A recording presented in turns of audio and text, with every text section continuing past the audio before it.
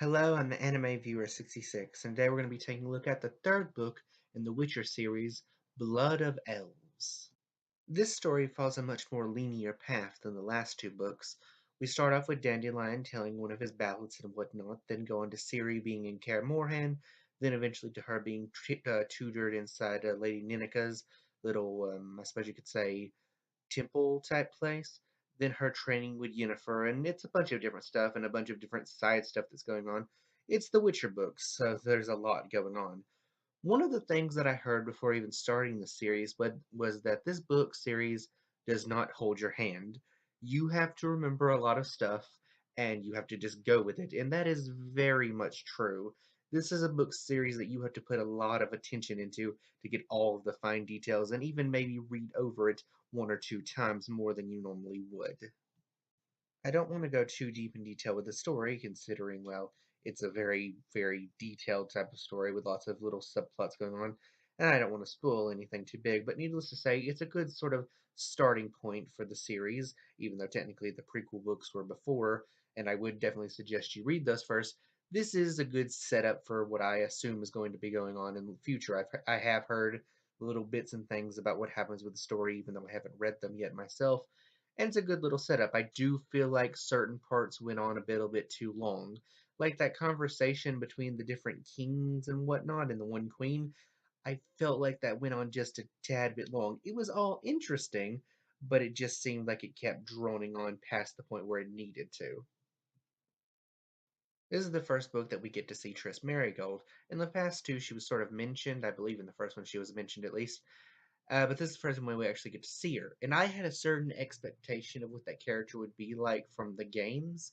And I have to say, from what little bit we've got to see from her, she seems a lot more like Yennefer than she does like in the game series. She kind of feels like Yennefer light, if that makes any sense. Like just as sassy and like everything, just not as powerful and not quite as mean and bitter.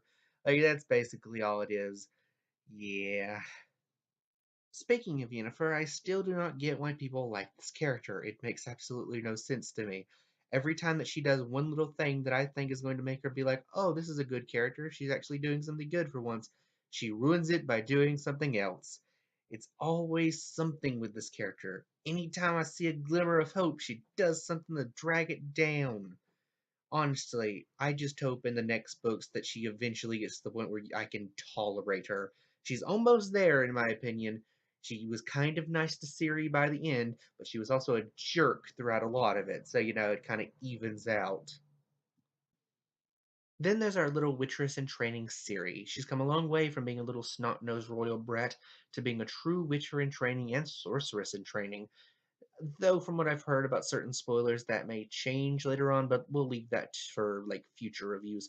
For now, she's becoming a certainly more powerful person, though it is a slow progression.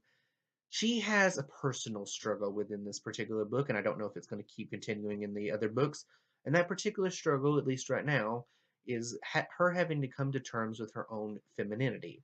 I do not want to spoil what this is because it comes to a lot of good lines and whatnot, but basically she has to learn to control both her magical powers but also her more womanly wiles that she's becoming to, like, that she's starting to develop. For instance, she has this boy that sort of has a crush on her. She doesn't think that she's leading him on. She's thinking that she's just being his friend and whatnot. But Yennefer has to tell her that, yeah, you see it that way, but that boy still is hell over heels for you, and you have to understand that and be aware that, hey, if you ask him to do something, he's probably going to do it. Don't abuse that type of power. She also has to come to terms with her own femininity in other ways, particularly at Kaer Morhen, and anyone that knows about the books knows what I'm talking about. Just trust me, read the series. It is amazing, and you will know what I mean. But there was one thing I wanted to talk about at Kaer Morhen that I found fairly interesting and worth talking about. Geralt says to Ciri when she's sort of feeling down about being weak because of her not being as strong as the men, which she's a kid, she shouldn't be comparing herself to those adults anyway. But even when she grows into a full grown woman, she still won't be as strong as them, and that's what she's worried about. But Geralt basically comforts her by saying, a witcher does not need pure strength. We are not built for strength. We're built for speed, accuracy, cunning, wit. We are not monsters that brood around and like bust things up. Humans, like when they fight and whatnot, they do fight with brute strength, trying to outpower their enemies. But witchers face enemies that you can't do that with. They face all sorts of monstrosities, from drowners to lizards and wyverns and cockatrices and all sorts of horrible beasts that are way more powerful than your average man. And trying to outpower such a creature is impossible. One must use their brains and their speed against such creatures.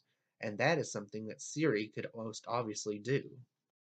They also bring up that Siri won't be able to go through the mutations because she's female, but I don't exactly understand why. I get that they don't like fully understand how the mutation thing worked, and so they would have to figure that out with the sorcerers or whatever. But here's my thing. The whole reason why they say a woman wouldn't be able to handle it is because it's like an incredible amount of pain and whatnot, and it's taxing on the body. But in my opinion, wouldn't that mean that a woman would be more able to handle the mutations than a man? Because a woman's body is literally made to handle pain better for childbirth and whatnot, and to undergo extreme amounts of pressure and stress. I'm just saying, with all this thing taken into consideration, a woman would be considerably more talented at taking on the mutations than a man would. I don't know. No, maybe I'm just thinking too much into it, but that's my own personal 10 cents in the matter. With all this said, I give this particular book 4 stars out of 5. It's a very, very good book. It just is slow at certain parts, and that's why I'm giving it a 4 instead of a 5. Until next time, I'm the Anime Viewer 66. Thank you and good night.